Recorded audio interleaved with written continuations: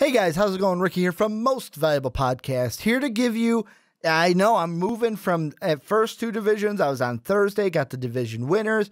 Then I moved back a day. Now I'm all the way. I'm seeing you guys on Monday. What is this with me getting a bottom feeder of a division? But yeah, I'm giving you the preview for the Tampa Bay Buccaneers, but don't worry, Buck fans. It's not going to be as bad as your draft grade when I basically overreacted because you took that kicker in the second round. That was Jameis Winston's kicker, Roboito. I can't even remember his last name.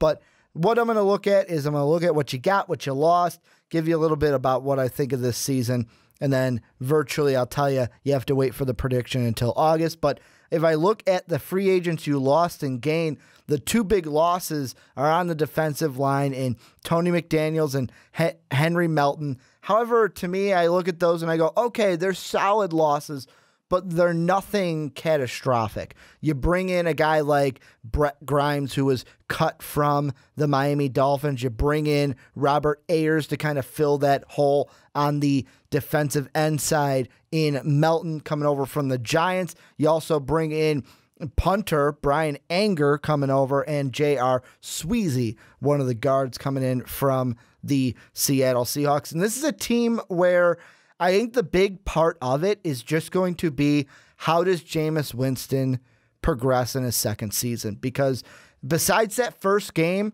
that we saw against the Super Mariota brother, it was a solid season for Jameis Winston. I had nothing to really complain about. We just need to see more from him. And I know that he's been talking about changing some of the dietary things or the practice things that he does to try to improve this season, because the Buccaneers cannot afford for him to have a sophomore slump this year with this team. You bring back Doug Martin. You don't lose him to free agency. And on the defensive side, like I said, you lose McDaniels and Melton were your two big losses, but you bring in Robert Ayers to kind of fill that one hole, and Brett Grimes is going to be a solid pickup in the secondary. The only bad re-signing you guys did is, why did you guys keep Chris Conte?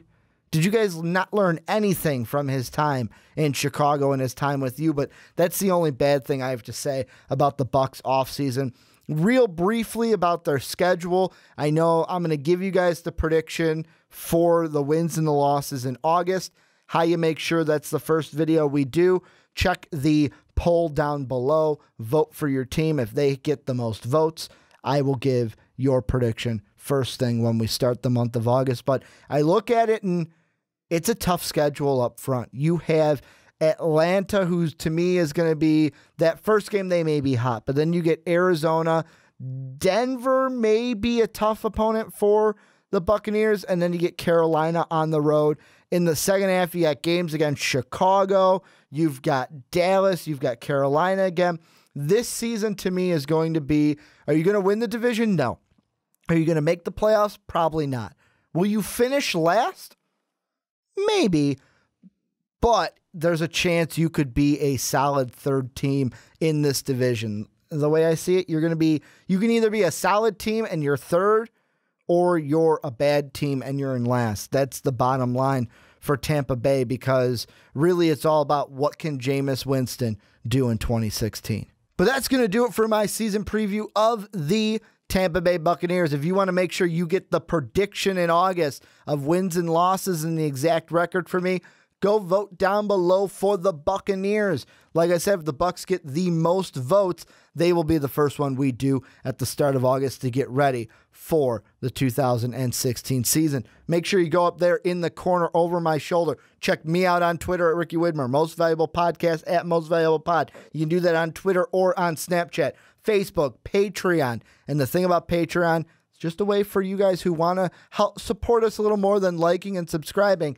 And for those of you who give $1, you get an exclusive Patreon podcast each and every month from us here at MVP. I want to thank you guys for checking out this video, but as always, have a good day, everybody.